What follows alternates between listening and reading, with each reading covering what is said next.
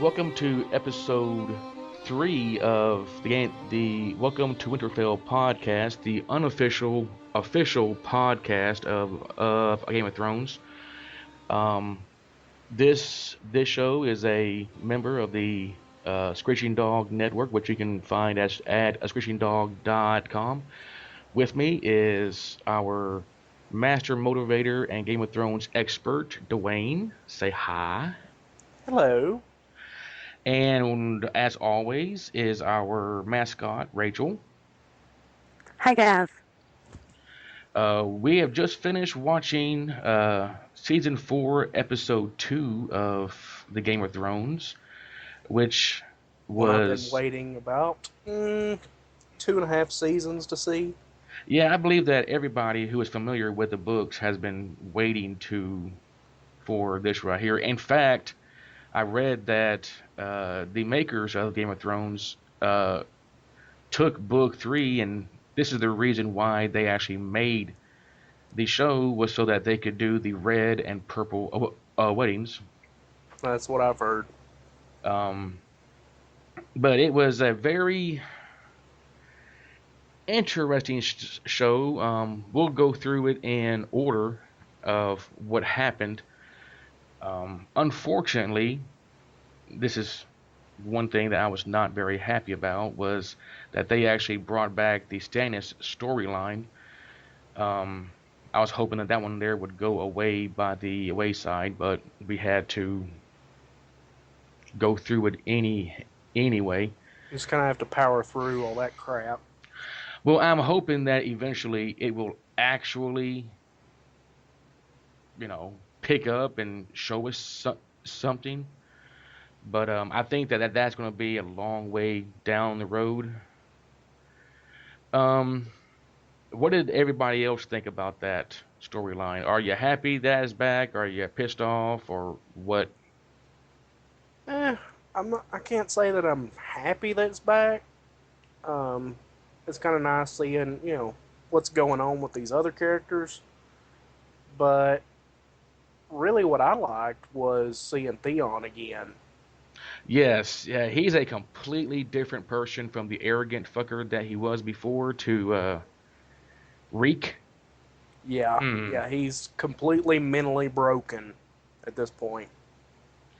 Um, did you think that when he was shaving Mr. Snow and he found out that Rob was dead, that he was actually going to slit his throat, or that he was going to just be Reek and just continue to serve, or do you think that he's no, or that he's biding his time? I was kind of, huh. Well, I was really hoping to see like him at least nick him with the razor a little bit, just to see how that master servant relationship would play out on screen. Right. Um, if he what happens when Reek screws up? Does is it anything like is he punished? Is he lose a finger if he nicks him? Something like that. Well, you know that he's not going to be killed because his father does not want that. Yeah. But do you think that Mr. Snow, as I like to call him because he's a freaking prick, Ramsey, do you think that he's just crazy enough to actually disobey his father and eventually kill this kid? Mm, I think he's crazy, but I don't think he's stupid because I mean the whatever his name is, you can never remember characters' names on the show. Um, That's a problem, is that there are so many characters. yeah, Oh, his dad, um, Roos. he was like one of the advisors to the Starks, at least as far as the war was concerned. So you know Hmm. he's got some power, if nothing else. Um, I don't see uh, Snow really going against that. because Well, he's got the power that he's got, and he already has shown that he's disappointed in him, which is just awful. Disappoint your father, and he'll just lay it out there on you. But you know, hmm well, what do you think, Rachel? About. What we were talking about the fact that Ramsay Snow, the bastard son of Roose, how do you think that he's crazy enough to disobey his father? Because I mean, he's pretty much just telling his father, "What are you going to do to me?" I mean, he's pretty much doing whatever. He is running a roughshod over the Dreadfort, and and is openly just jerking his father a around. Do you think that he's crazy enough to actually did disobey and kill Theon? Well, to be honest with you, I don't think he's crazy. I think he's doing what he learned to do. I mean, I think this is just as right as rain for this guy. It's a learned thing for him. It's not like he just one day snapped and said, I'm going to go kill this guy or I'm going to torture this guy or whatever. This is something that he's always been exposed to or he's always done or he's doing it to impress his dad. No, I don't think he'll just go off and kill. Because here's the deal, I think he enjoys it too much. Well, yeah. Well, he is very sadistic, and Dewayne would know more about this because he's never read the books, but he likes to move ahead. Um, and from what I understand, the Boltons are very well known to be the house that loves to torture. That they are experts in mental and physical torture. Is that right? That was kind of alluded to but tonight too, but I'll let Dwayne answer that. Yeah, but they did allude to that. We've been what was the term he used? Flogging? No, it wasn't flogging. It was we've been blah flaying. Yeah, flaying. Yes, that was flayed the word for so many years since So a, a, But I'll a let Dwayne thousand answer that. years. Yeah, Yeah, yeah. So that was alluded to tonight. But go ahead.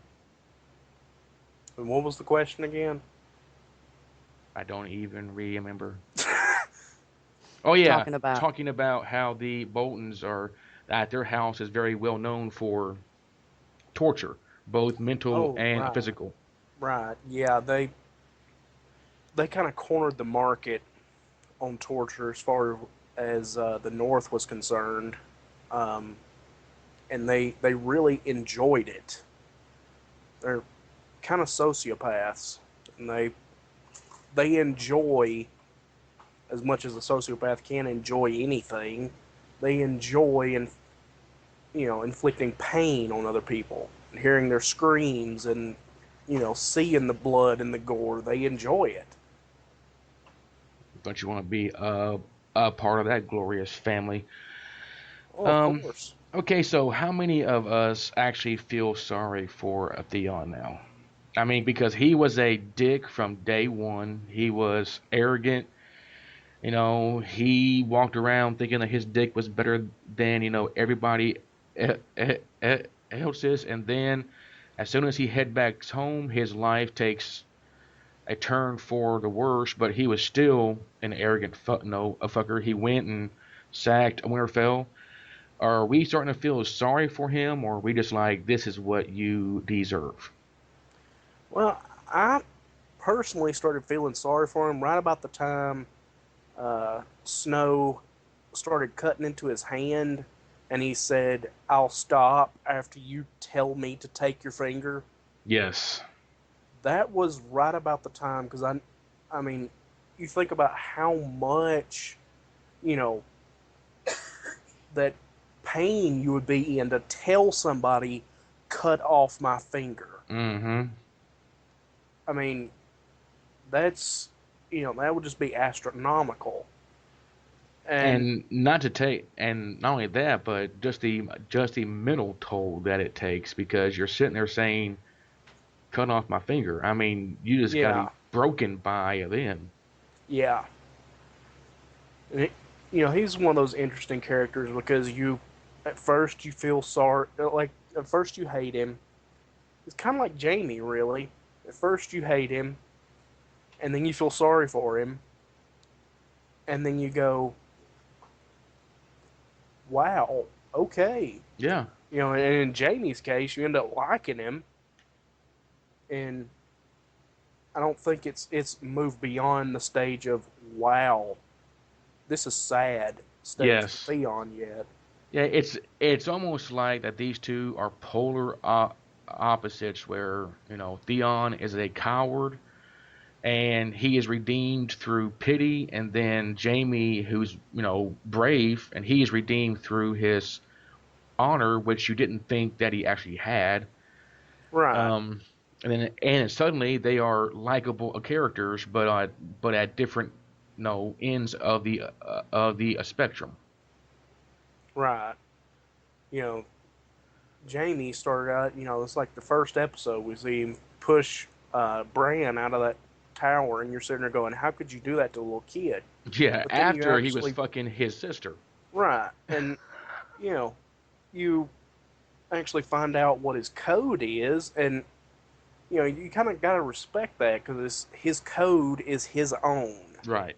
It's not a code of honor that respects any particular god, any particular king. He says, my honor is my own. My code is my own. Right. And I will not break this code because it's mine. It It doesn't may be belong to a little bit anybody else. It's skewed, mine. but it's mine. Right. Well, Rachel, do you feel sorry for Theon, or do you think that he's just getting his just desserts? I think I made it abundantly clear the first episode or two about how I feel about Theon. The fact, You just cannot stand the man.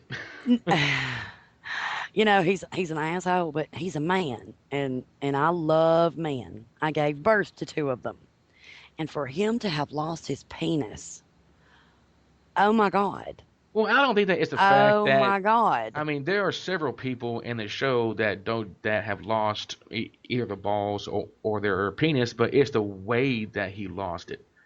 Right. That was wrong. Yeah, it was.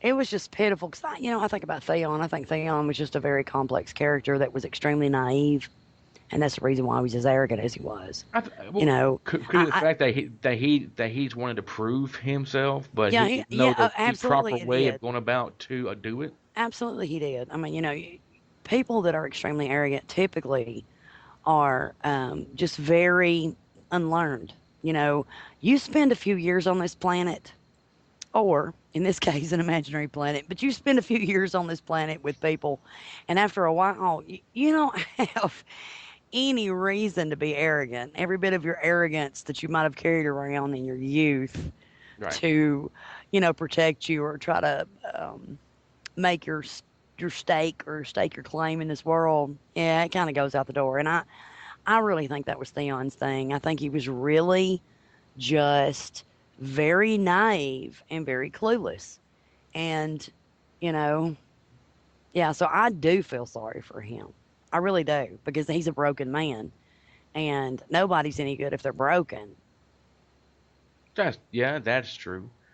Um, so we see that Bruce has told his bastard son Ramsay to take what men that he can muster and go after the Greyjoys.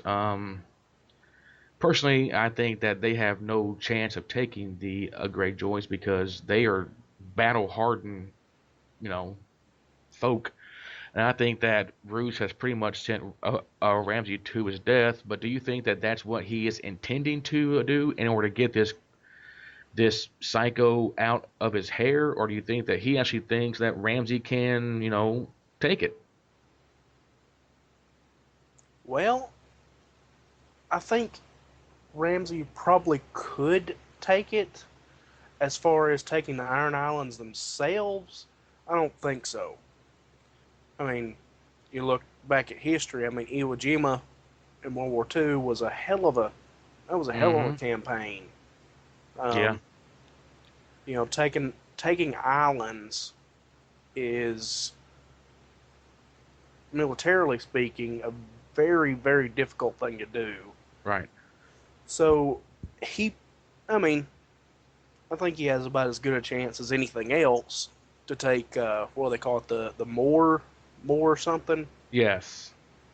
I, Um, and it's called the emote. The emote. moat. That's Yeah. it. Um, so I think he probably could take it, but as far as taking the fight directly to the Greyjoys, no, Well, not even a little bit. I don't think that the Boltons. I mean, because at the Red Wedding, a significant portion of Rob's army was destroyed. Correct. Yes, So he wouldn't have the manpower to take the fight to anybody because it was pretty laid out that Tywin said, "You're not going to get any help from us. If you want to have the North, then you have to take it." right, So maybe there's a little because that's when they also find out that the two remaining Stark boys, Bran and Rickon, are still alive, and they were like, "Well, if they are still alive, then the people will rally behind them because they are Starks." right. And plus, they have Hodor on their side, so Hodor Hodor is a will just bad motherfucker. yeah, he'll just kill any army they send at him um, and I think laugh the whole time he's doing it. saying Hodor. Hodor. Then we move on to the celebratory breakfast of Joffrey and Marjorie's wedding, where they are receiving gifts. Um, Varys tells no Tyrion that Cersei knows about Shay, and we know that Tywin says that if he finds a whore in his bed, that she'll be killed or hanged or whatever. And which we already knew about last episode, but Tyrion finds out that Daddy knows, Mm-hmm. and he tries to come up with a plan to spirit her away, but he knows that she will not leave, that she is not afraid of anything.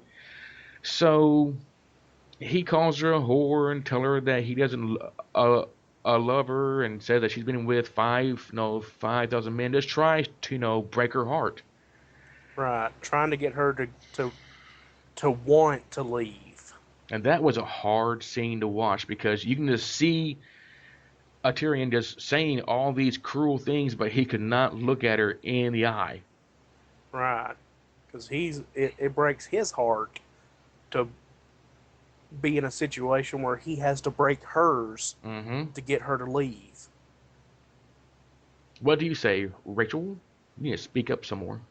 Oh, I'm sorry. I was just enjoying listening to you guys, especially when it's guys talking about romance stuff. It's kind of cool, but I thought it was a very difficult scene to watch because Tyrion was obviously in a lot of pain. And even you even said that, Mark, when we were watching it. You were like, "Wow, he's hurting." Hmm. And but he did what he had to do to save her life, and he ignored his own pain to make sure that she survived, which was very gallant, in my opinion. And of course, I love him to death anyway. I want to see more Tyrion. Well, I'll be honest. I don't like the Shay character. Um, I really because I know that in the books, because it's just common knowledge if you actually look this stuff up, that in the book Shay doesn't really care that Tyrion marries a Sansa. She just don't care because no, she's a whore.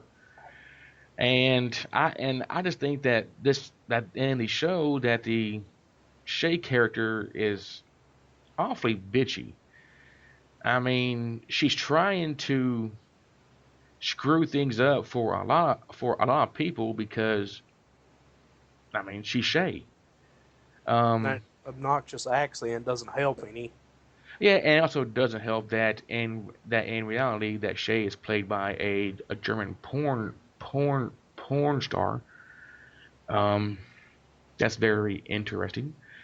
But and so I'm kind of happy that the Shay character might be leaving. I don't think that she's gone. I think that Tywin managed to keep her from getting on the ship and is going to do some very bad things to her. What do you guys think? Do you think that she's screwed or that she's safe? I think it was way too easy, for her to be gone after, I agree with you. I think something will come back up with her, just to, and I think what'll happen is that'll be the turning point for Tyrion and he'll grow a pair and he'll go, you know what? Enough. I'm not taking Mm-hmm. anybody else's bullshit anymore because he's been a peacekeeper, not a peacemaker. Not somebody that says, okay, yeah, we're going to have some peace, but we're going to have some peace after I take control of some things and set you people straight. He's been doing anything and everything, just lie low and not ruffle any feathers. And she's been very And in everybody's face. yeah, and Lilo. it's, but Yeah. I think it's because Shay's naive anyway. I do too. I mean, I think that about her too, that she's very naive. What do you say? Hmm. I Because think like yeah, she is kind of an annoying character, but it was a little too easy, and they kind of brushed it off when Bran came up and he says, "Yeah, I promise. Yeah, she left. She's gone. yeah, Everything's fine. Everything's good." And then it stopped right there, which leads me to believe that it's probably not the end of that because if it was, we would see her getting on the boat. We mm-hmm. would, you know, and by next episode, we would see her, settling down in this new place, which I'm going to make a prediction that ain't the case. Right. Well, we will. I believe that we'll see it sooner than later. I think that next episode will probably be the climax of that Shay storyline. I think because we can't talk about now because that'll be later on in the show. But some things happen. I think that a certain major character is screwed. But Mm-hmm. then we move on to um, the where gifts are being given to King Joffrey. And one of those was a very rare book, very large book that talk about the lives of four great kings, which Tyrion says that the king would probably should read because he needs the wisdom.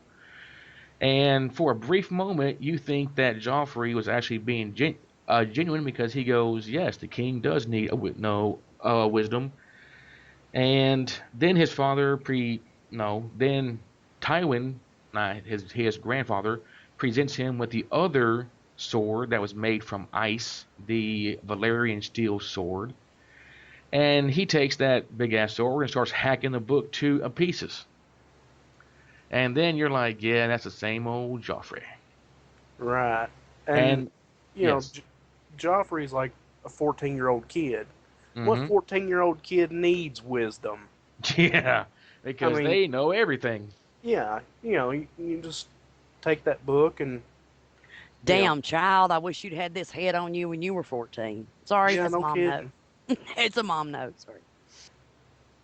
You know, he he shows that he's really probably the most arrogant character in the show. Mm-hmm, Just by that, saying I don't need the wisdom of the ages.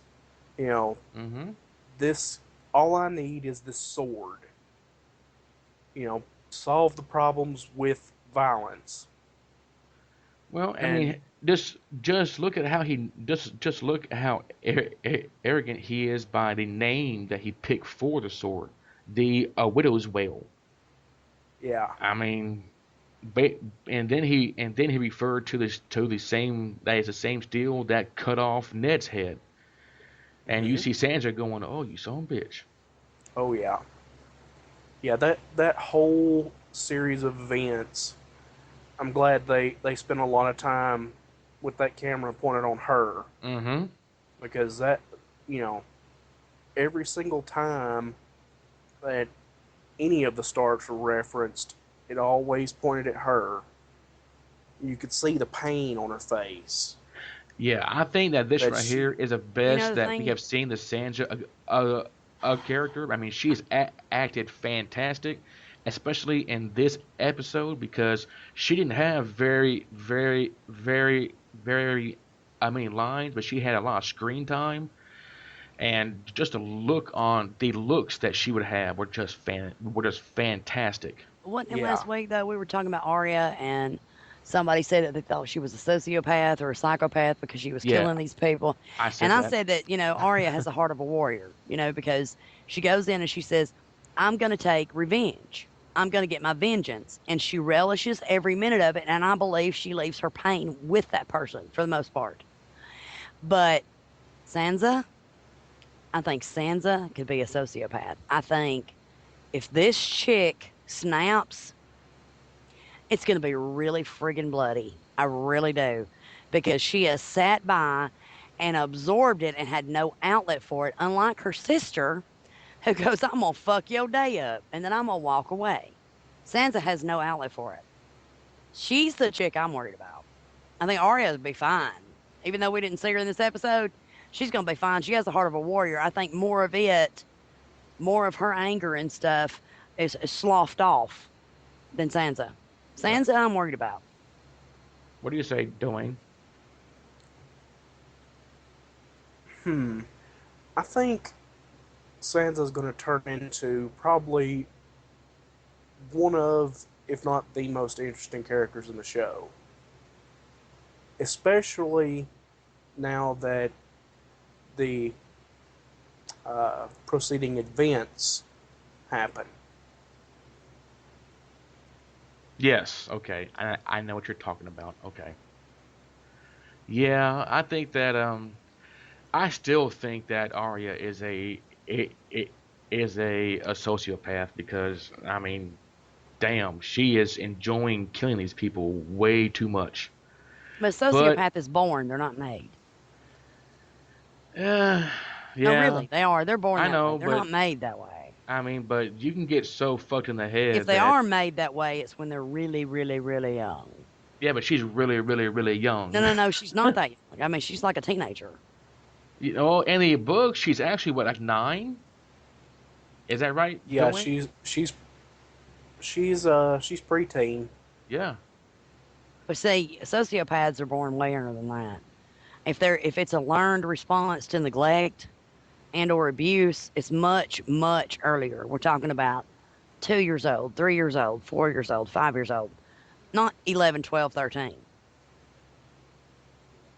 By the don't. time a kid is 11, they don't have the maturity that they need to lead their lives, but the vast majority of their morals, their concepts of right and wrong, all that's formed. So that's why I'm saying she is not a sociopath.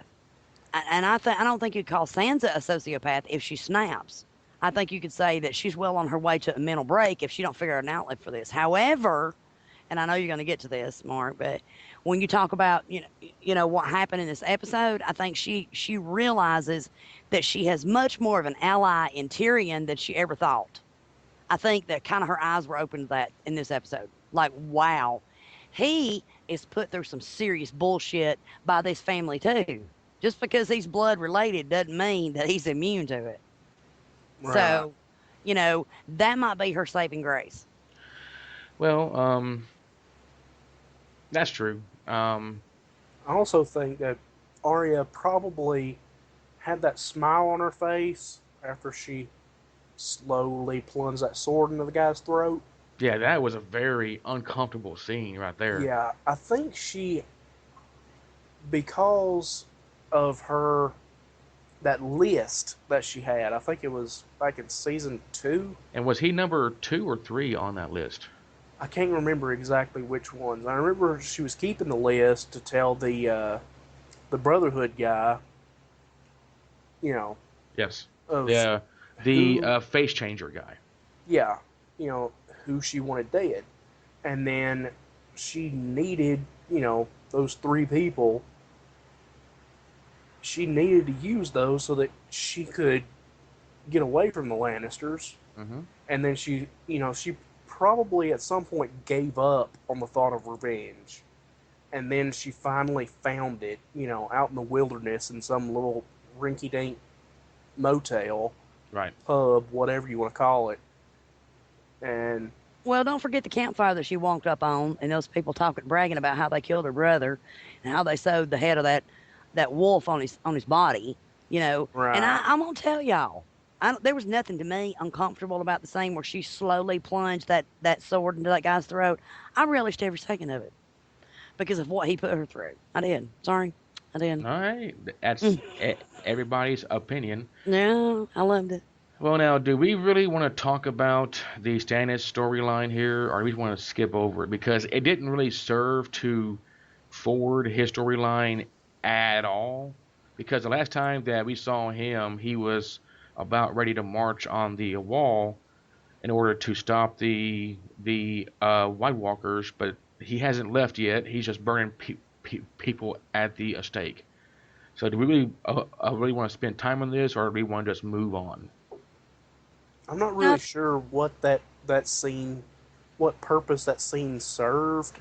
I think it Because served to illustrate just how much under that woman's power he is. I could see that. I mean, burning your brother-in-law alive. I mean, Yeah. brother-in-laws can be bastards, but you don't want to tie them to a wooden pole and set them on fire. No. No, you don't. Um, Well, I just don't understand the entire point of that. I mean, why were they burning people at the stakes? What were they trying yeah, to do? that's what I was trying to get at. Like, the Lord of Light. She describes him. The Red Lady describes him as the god of love and of all this kind of thing. Peace. It's like, yeah, peace, and it's like he requires burnt human sacrifices, I guess. Mm-hmm.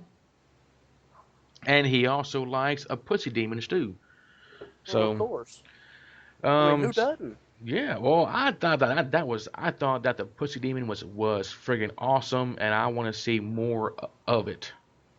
So, but let's move on from that because it is awfully You just want to confusing. see more pussy. Period. That's Well, what you you want to didn't get to see. see her pussy because there was a pussy demon Yeah, but coming it was out implied, of and it. all you had to do was go there in your mind. I know. It's okay. Well, I Hey, understand. how many I wonder if the times? curtains match the drapes. I don't know. The But carpet I matches the what curtains. what I want to know is how often do you get to see I'm sure they don't. a hot redheaded chick give birth to a fucking demon? I mean, anyway, I digress. We move on to Bran. We actually get to see him for once, and the fact that his hair is getting longer every time that we see him.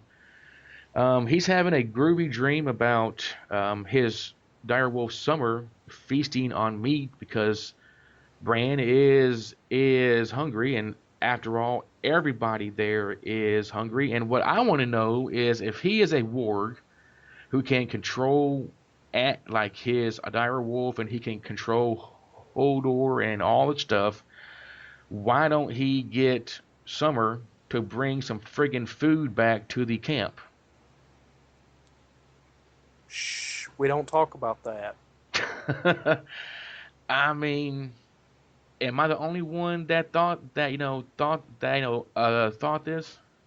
That's where I thought the scene was going when he Like, you know friggin' he, he bring me a takes fucking down the cow. deer and Yeah, then kills the deer, and but it doesn't show him actually eating the deer. So I'm sitting there going, okay, they're using him to hunt stuff. yeah. It's like drop a deer and it's like, oh, there's food.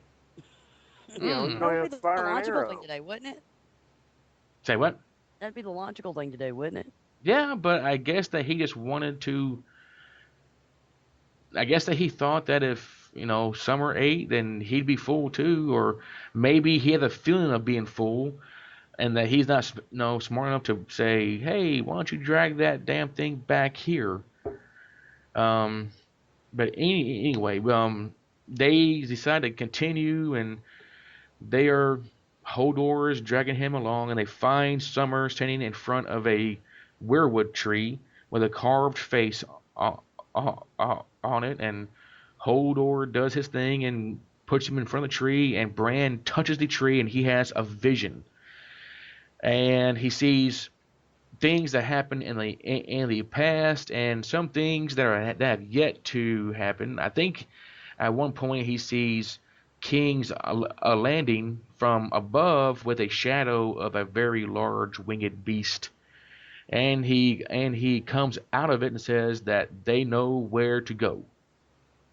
Um, and for somehow in his vision he hears a voice that says, "Look for me in the tree north." What do you think that this is all about? Where do you think that they have to go? The voice, the north, the winged beast. Let's hear some theories here. Well, of course, the North can always mean Castle Black. Hmm. Um, But aren't they more north than that now because they are beyond the wall, right? I don't think they've gotten to the Wall yet. Because they met with Maybe. Sam, and Sam told them the passage to get beyond the wall and gave them the knife and the glass arrowheads. Didn't they go north of the wall then? Huh. I don't remember that specifically. Um, it's been a while since I saw the last season. Yes. I really need a refresher. But if they are beyond the wall, why is everything not just all white? What we have seen of beyond the wall is everything is covered in, Ice and a snow. foot of snow. Yeah. Um, And plus, with that tree, there was sunlight. Oh, bath, bathing the tree, and that's not what you would see of something from beyond the wall. yeah, it seems kind of cloudy and kind of North Dreary. Pole-ish. Yeah. Um, really, kind of everything's dead. Does All the anybody trees know look dead. And what is up with this friggin' three-eyed crow? I don't remember exactly what it was supposed to be. I remember um, the wildling chick, whatever her name was, told Uh, them that it was supposed to be like some kind of omen for yeah. something. I can't remember exactly what she said, but you know, could it could be the King of the Crows, Well, maybe one of our which there's a listeners could like play there. research that and post a comment about it. Yeah, You they could know, definitely do it on our Facebook page, slash Screeching Dog, or go to our website, or just send us an email. yeah. I Um, mean, yeah, Welcome to anything like that. That Winterfell@screechingdog.com. We would love to know, but we don't want any spoilers. no, not any spoilers or anything, but like, Just an this show explanation. has so many layers to it. So many layers, and it's just it's not what would be considered like um, fine literature in this country. However, it is written as that way. There's a lot of symbolism, and like Dewayne was talking about, where they are right now, where everything seems dead. I mean, that's symbolic in some way. So, anybody that has some insight, hey, we'd love to hear it because I mean, we can talk about it on the next show. Well, am I the only one that thinks that the shadow that was going over the city in that vision was a dragon? No, I agree. It very well could be. Those Yeah, dragons are getting pretty big, and Hmm. they're getting to yeah, the they point are. to where they And I don't miss listen to Daenerys seeing at them all. this episode. Really wanted to see Khaleesi. Really did. But anyway, yeah, I love me some dragons. Well, she has about 130 miles to march until she gets to the next town to free more And slaves. So, she'll never, ever have that confrontation with Joffrey that I wanted so badly. no, but But she might have one with a Tywin. there you go. And what, And boy, won't Tywin was that the be? one that really helped them take the throne. Yeah. Yeah. Um, Oh, yeah. but Doing what he did? you Yeah, he know, did. Daenerys didn't really have a beef with Joffrey. Um, what I really wanted to see, was um, well, I'll leave that discussion for later. Yeah. But Were you about to give us a spoiler, Dwayne? totally not. Because Yeah, I you caught were. myself. Let's go ahead and You go were there. about to give us a spoiler. Yes, you Hey, shut were. up. Let's go ahead and get to the main crux of the story, where we actually spent the Yes. majority of the show in one place, which is unusual for the show because it loves to skip around a whole lot. Mm-hmm. But it is the wedding, and it is nicknamed the Purple Wedding. And I'm gonna go ahead and say that because Dewayne had it right that it was purple. No, it's supposed to be the symbol of royalty. Joffrey and Marjorie are finally married, and it was a very simple and very quick ceremony to the point to where Rachel was like, "That's it." Yeah. Um, Yeah. and A they lot of moved. pomp and circumstance and pretense of love when everybody involved knew there was no love there. Well, I None. love the conversation with the that has with the Queen of Thorns and Tywin as they discuss the cost of the wedding and how Miss or Lady or whatever her name is, Olena talks about the Iron Bank will have its due. Right. That is a little hint right there that things may not be as they, settled as Tywin thinks. Yeah, that the Iron Bank is they don't fuck around with their debts. Oh You know, no. the Lannister always pays their debts, but when you owe half your money to a bank, well, there's not much you can't really give away half your riches. Well, yeah, okay. Well, I have a question. The debt that we know that Tyrion says that the throne is in, is that just the throne's debt, the kingdom's debt, or is that the Lannister's debt? Because I don't see Tywin wanting to give up money for anything. I think he was referring specifically to Tywin's debt himself, um, because that the whole war. I mean, think about how many soldiers you have to pay. You know, the logistical costs of that. Hmm. There's no telling what has been going on behind the scenes to help Tywin pay for all that. Right. Well, I think that I think that the Queen of Thorns, she's a very maniacal and conniving woman because no, She's not maniacal. She's shrewd. There is a difference. I she mean, she knows acts like how she's got a to freaking heart. but she also knows how to word things. And if you notice at the wedding feast when she was talking to Sansa, when she was giving her condolences about Rob and Caitlyn, she was fiddling with Sansa's dress and her hair and was like tisk tisk. It is bad. It is bad manners for people to be killed at weddings. I mean, if that's not foreshadowing, that's what the hell is that? Yeah, I loved it when she said, how awful it would be for a man to be killed at his own wedding, Yeah, I mean, and I loved it. so then we move on to Joffrey is bored. And when he gets bored, people pretty much pay.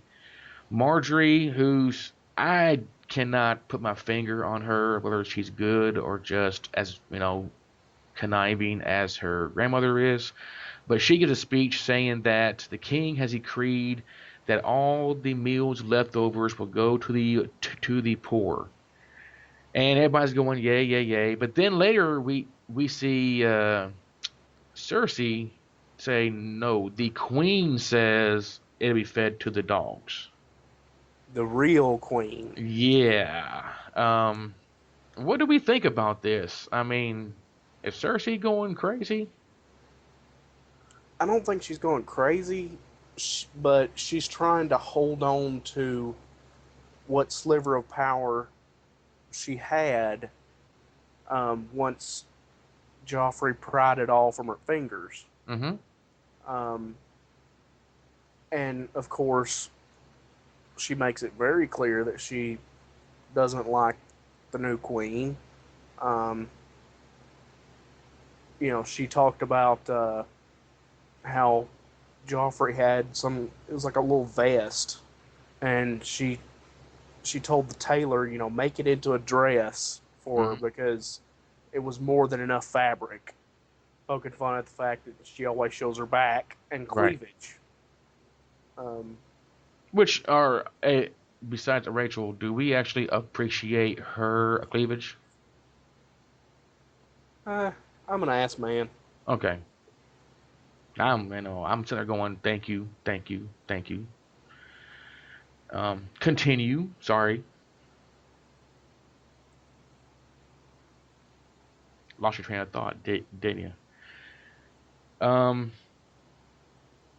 so let's go ahead and move on to the exchange between Loras and Jaime. Was that not fantastic? It really was. I And, mean, I think it was one of those scenes where, Jamie really wanted the guy's head. mm-hmm. Um, and then Brienne, that whole thing. I mean, that bitch is huge. Being, in love with him. Do you think that he is that she is? Well, in that particular scene, when Cersei says that to her, she Oh kind God, of, it was right. It was as clear as the sky. I mean, yeah, she's in love with him. she goes wide eyed and then just says, uh, see ya, and just kind of walks away. Yeah. Um, but yeah, Cersei probably hit the nail on the head. Well, I But see, it mean, also placed her in Cersei's crosshairs too, which is really, really bad. Unless, but don't we unless Brienne agree has an that opportunity to don't we go, don't we all agree that Brienne can handle herself? oh, Yes. absolutely. But Cersei is not exactly a confrontational kind of person. She's more like a snake in the grass, sneak up on your ass when you're least expecting it kind of person. Yeah, that's true. And Brienne is more she's a warrior. She's about, confronting what's in front of you. I don't like you and I'm not making any, bones about it. Well, what do you think about Cersei's accusation that Brienne tends to move her allegiances from one banner to the next? Oh, she was just doing that just to piss her off. She was But just taunting she, her. but she's not wrong though. No, she's not. Yes, she is. I mean, Brienne set her straight. She said, I don't serve him. But she did go from I think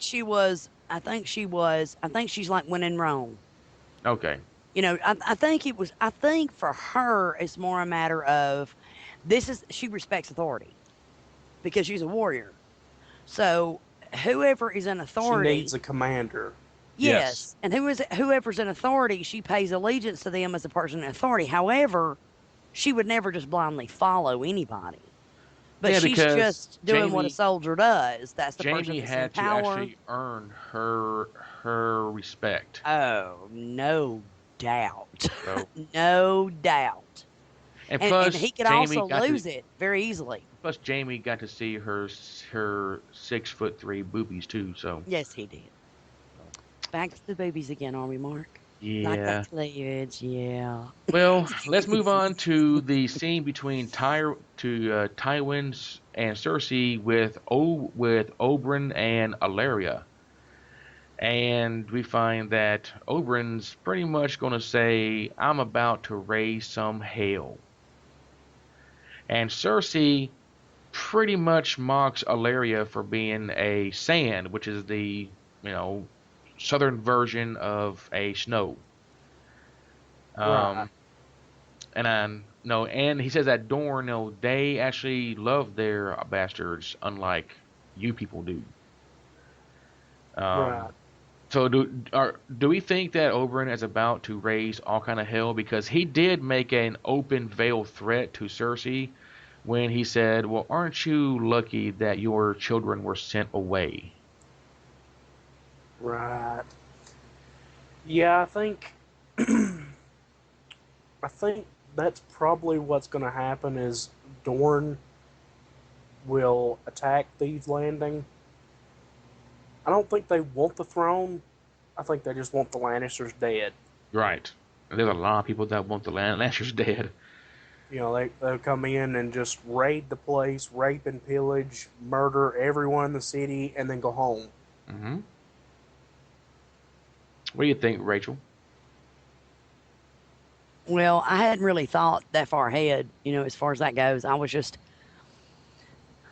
what I liked about the whole confrontation between them was that they were saying, "Hey, what you guys think suck and is a disgrace, we embrace."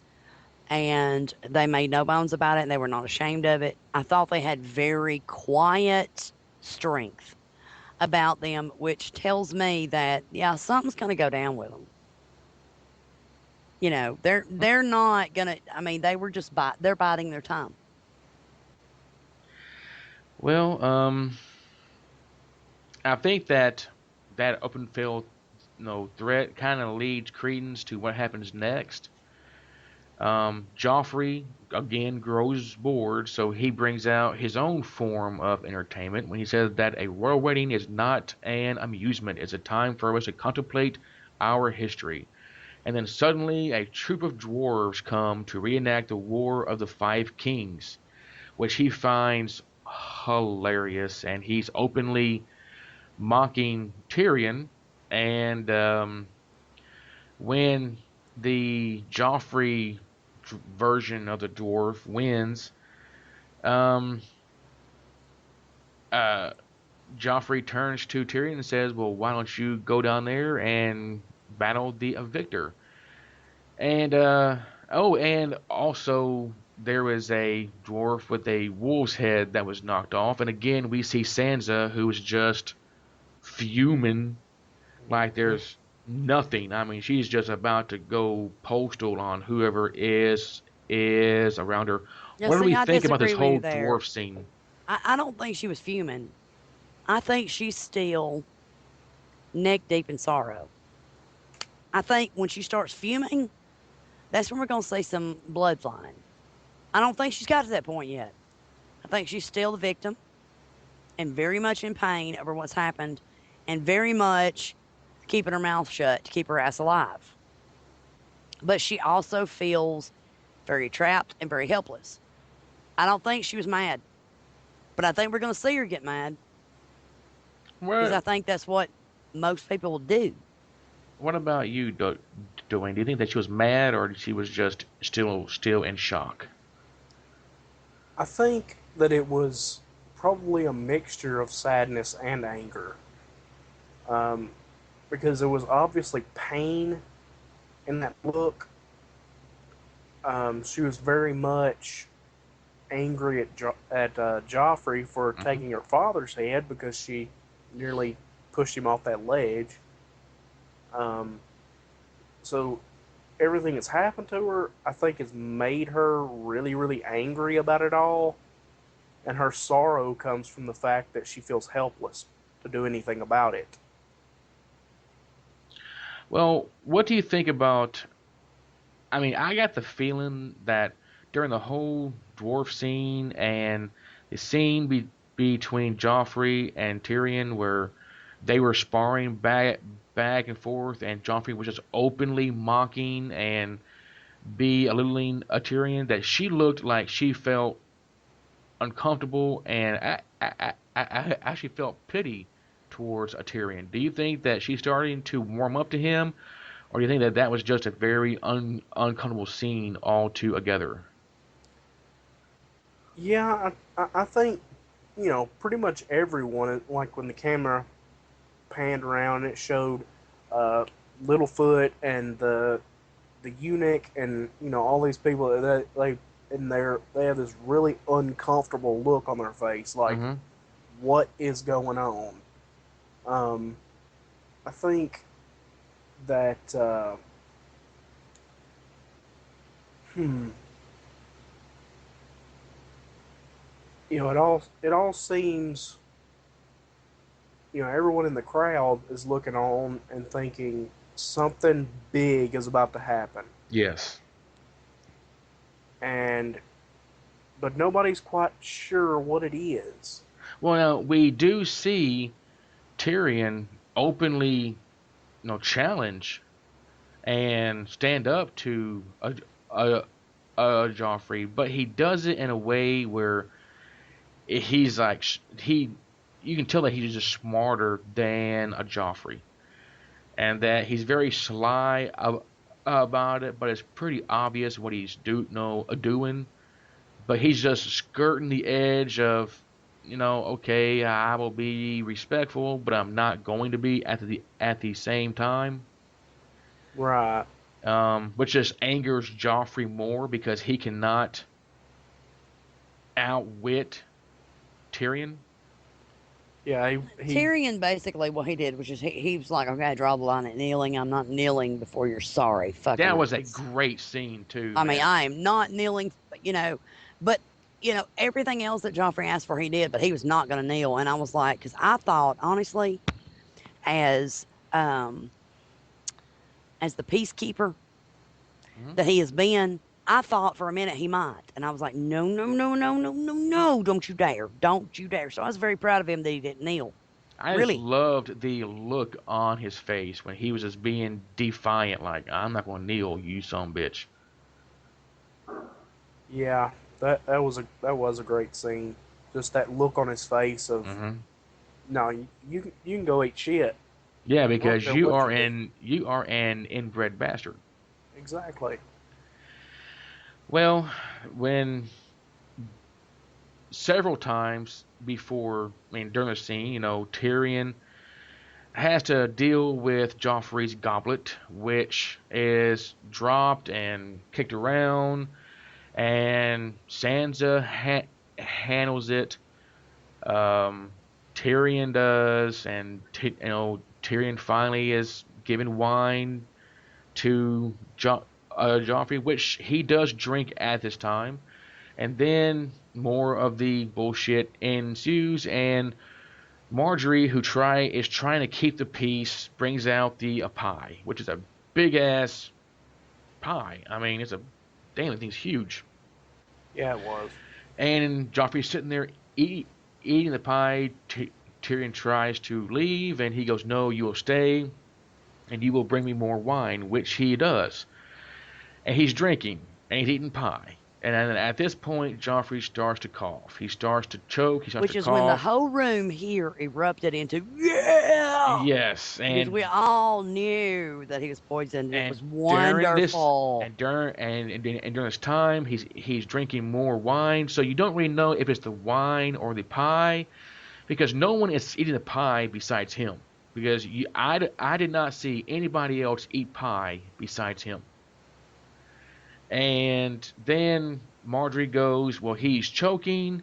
And that's when you see the fool try to usher Sansa away. Okay? Then all hell breaks loose when Jaime and Cersei run over to a Joffrey and he is on the ground vomiting.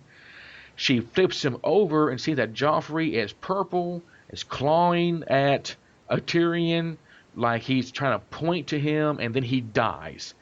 And then Cersei goes, Tywin poison him, take him.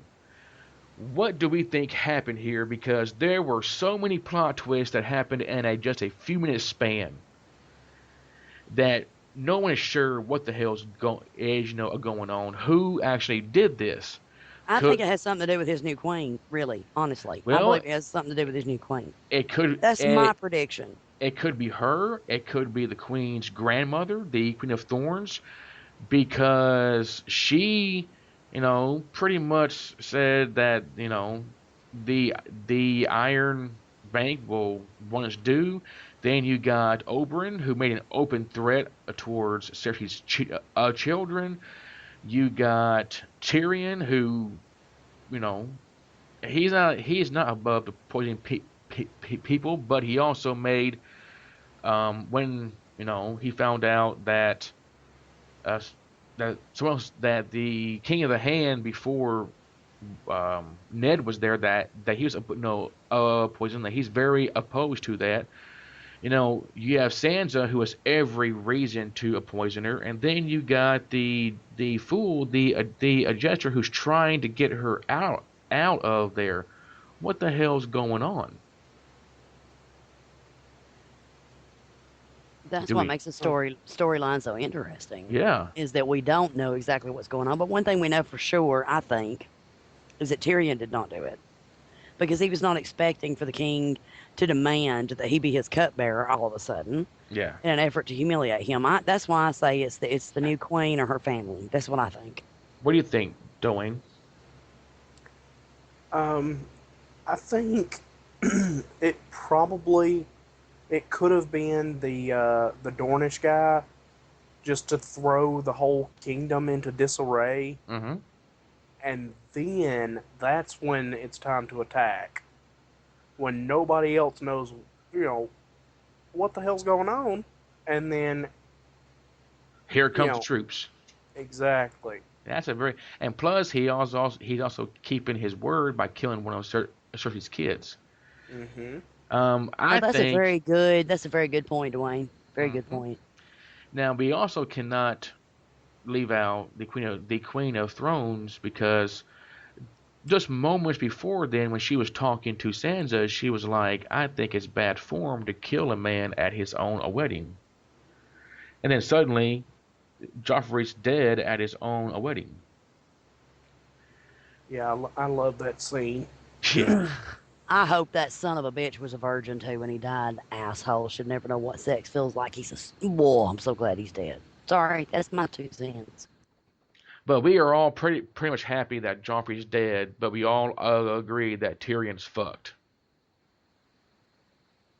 Because no one is going to believe that he didn't do it because of what was going on. Oh hell.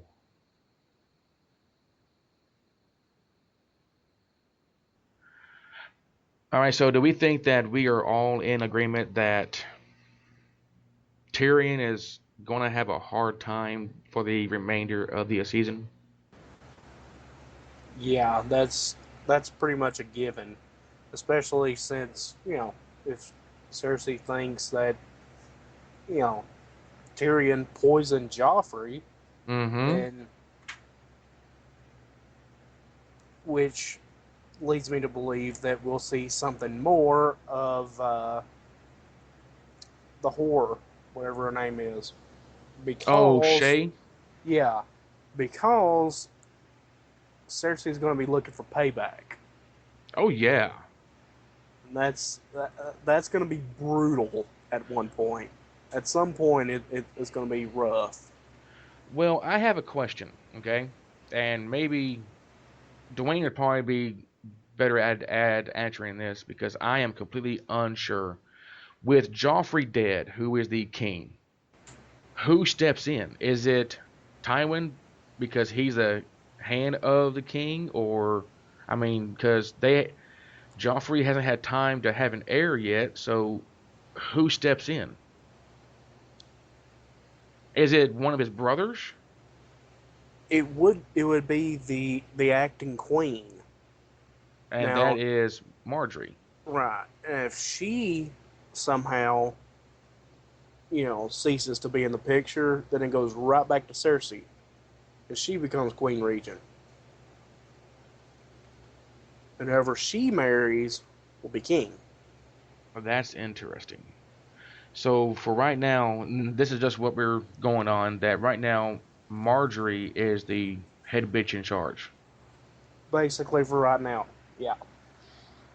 So how do you think that this is going to play out? Because she seems to be very compassionate, but you also see a Queen of Thorns in her too, and she was also openly disliking Joffrey.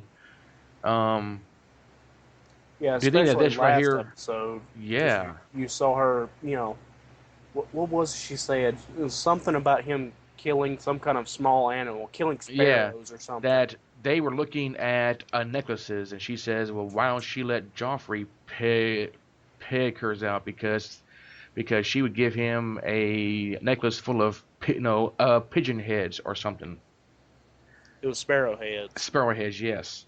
Do you think that this is going to be a? I mean, that this is. I mean, this is going to be a major thing that she's in charge because Cersei is not going to like this.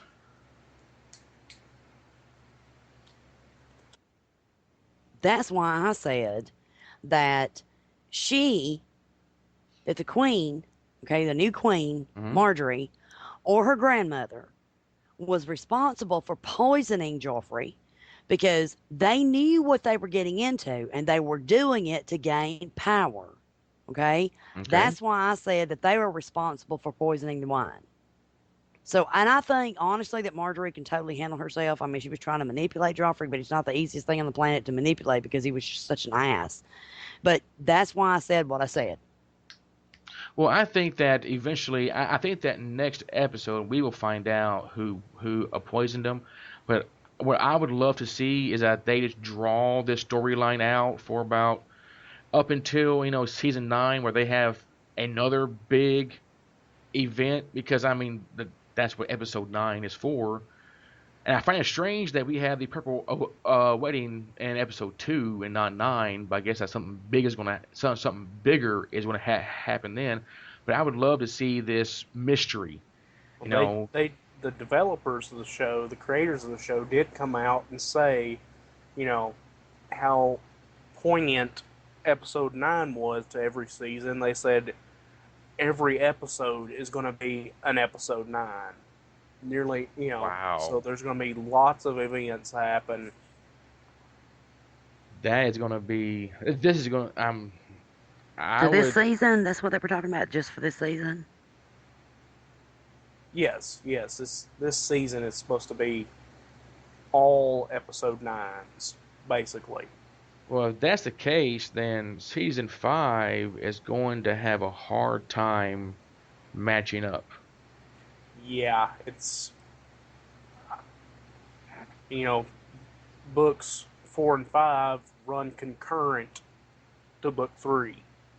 They take place almost the exact same time frame. Wow. So that's going to be interesting to see, what, hey, there's, all the things that we've already seen. Now let's see, you know, what everyone else is experiencing during this same time period. Wow. See, that's something that's a good piece of information then, because that means that with each episode things are going to escalate one after another. Um, well, before we end this podcast, in the previous two episodes that me and Rachel have recorded, I have Oh, oh, thrown oh, out oh, this. Mark.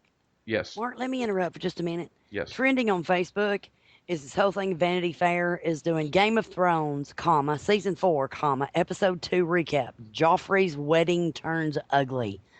That's trending on Facebook, which is a lot of people's reading this article. Yeah. Yeah. Uh, Well, that just tells you how big in today's, pop culture this show is.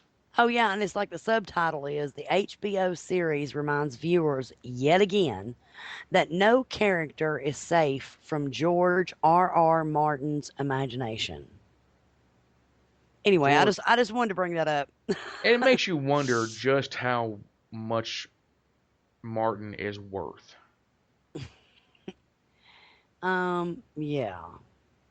I just Anyway, hope, I'm sorry. I'm sorry to yes. interrupt y'all. I just wanted to bring that to your attention because if it's trending on Facebook, it's a big deal. You know what I mean? Well, yeah, that's a great little fact there too. So, but in the It's a previous, very pervasive yeah, show. Just about everybody knows about it, and if they don't, they're not really human. well, it's actually, to me, it's the most shocking show that I have seen, because these people know how to shock you, man. Right. Especially the people that never read the books and they don't know that, hey, here's the main character, and we'll kill three of them every season, and it's Well, totally normal. even those who have read the book, during the in the red wedding scene, in the book, Rob's wife was not killed. So I mean, they tend to shock everybody. I mean, the ones who read the book, they were like, "Holy shit!" She just got a prison shanked, and she wasn't supposed to. Yeah. So, um, What I but can't wait to see is the person who survived the red wedding coming back. oh, you're talking about Blackfish? No. Oh, the Yes. thing that me and you talked about the other day that we don't want to tell people because that's a major fucking spoiler.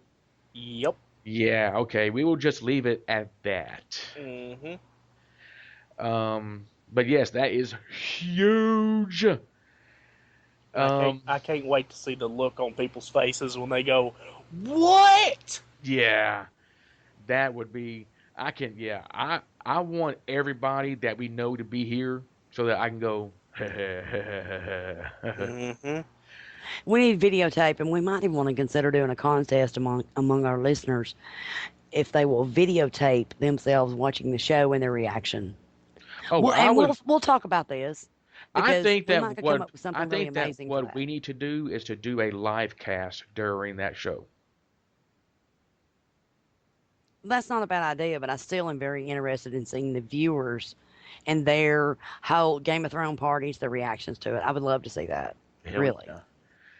Well, like I said, before we end the show, I want to put out a theory that I have, and with Dwayne here, I want to see what he thinks about it because he's our resident Game of Thrones expert, even though he has not read the books. None of us have, and we're going to try to remain virginal, except for Dwayne, who's a avid.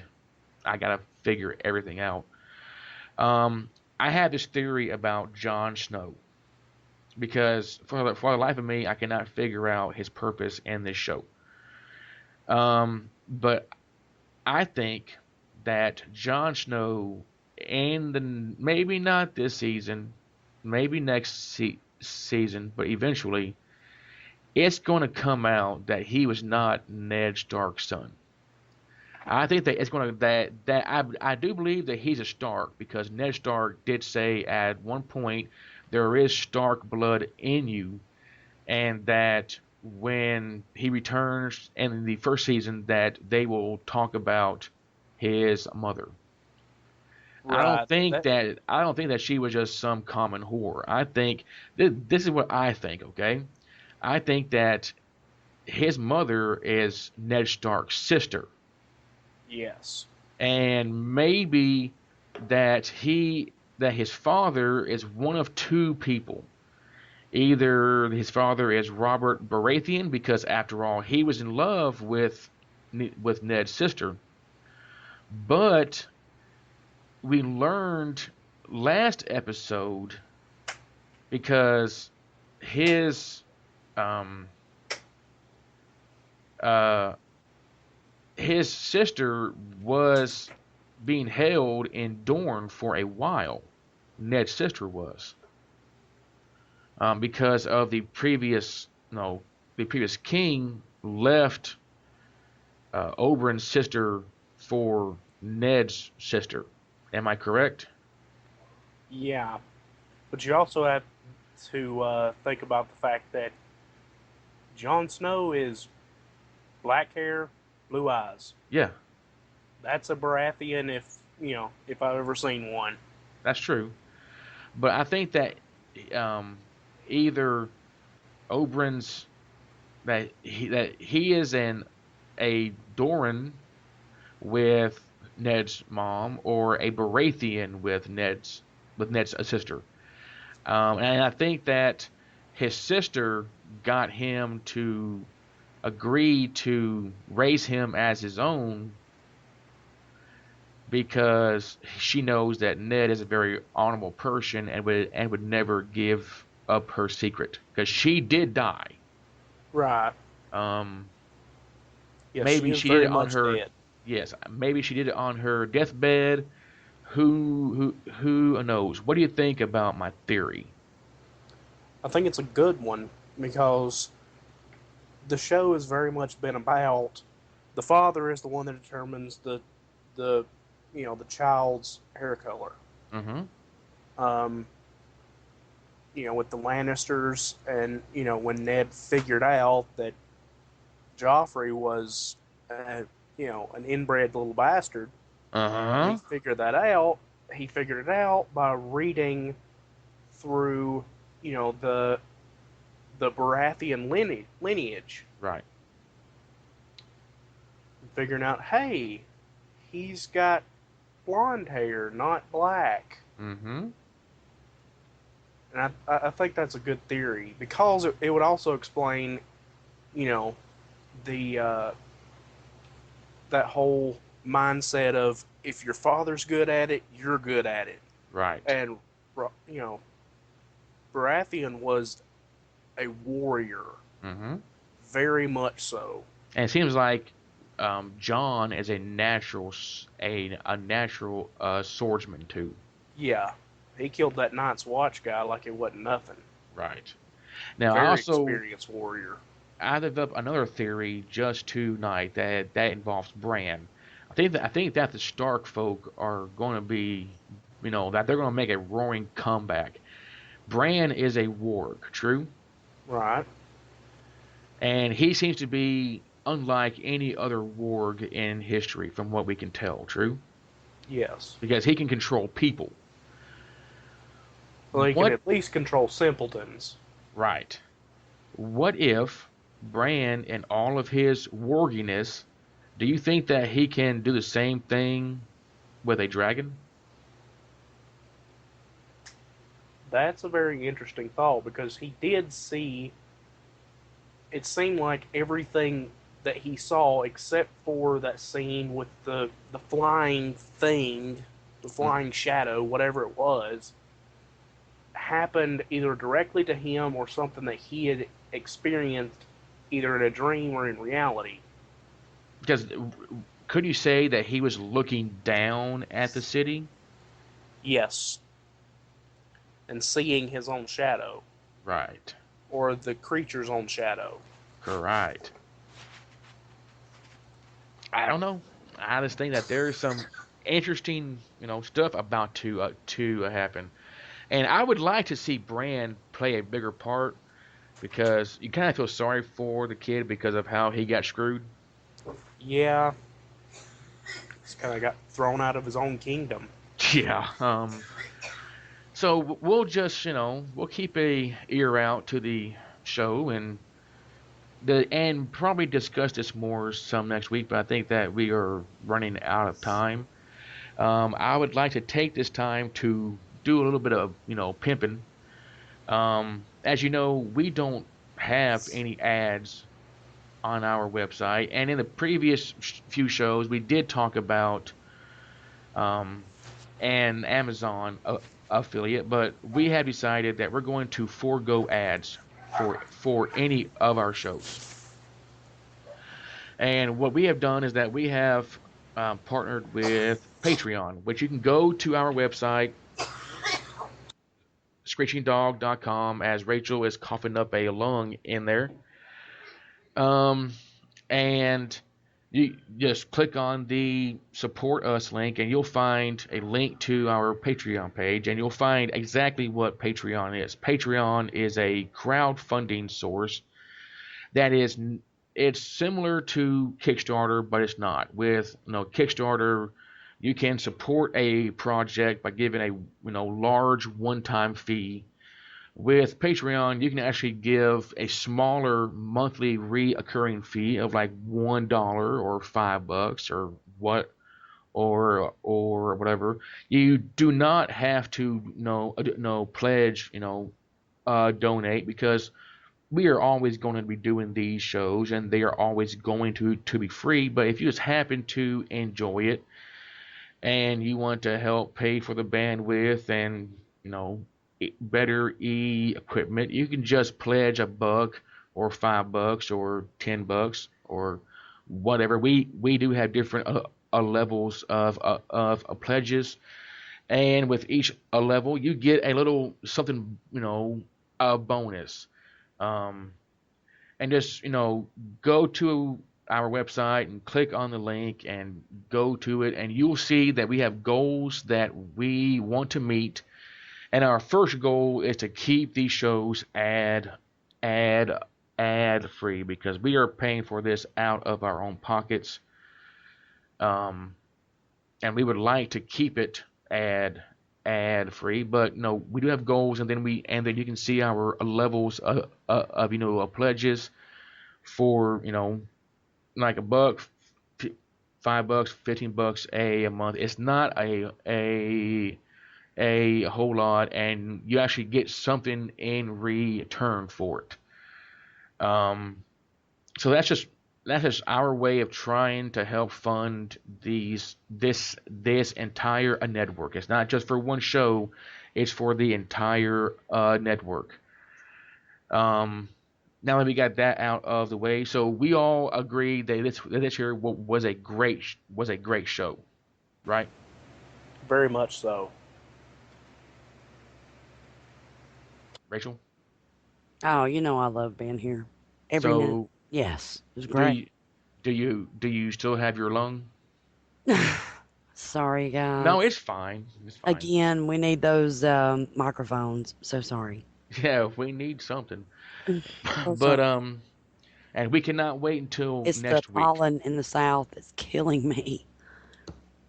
Um, so with that being said, we'll go ahead and close out this show. Make sure that you check out our other shows, which we have for we just did a great show on Movie Central for the King's Speech. That was a very good show that we did. And me and Alex launched a new show yesterday. Just go there and check it out. And we have Rachel, who in the next week or two will be launching her own show about marketing help for small businesses. And in the next week, we'll be doing a season recap of the first 3 seasons of Falling Skies, in preparation for season 4, which starts in late June. Um, and make sure you go to our website for any upcoming news. Check out our Patreon page, because if you donate, then you get access to news that it will not be available to the ordinary viewer about various upcoming projects and how we actually re-record these shows. It'll just be a lot of fun.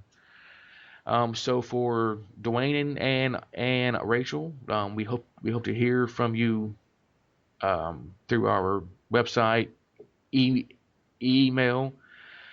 So let's just say bye bye, everybody. Thanks for joining, guys. Love you all. See you next time. Absolutely. Bye bye.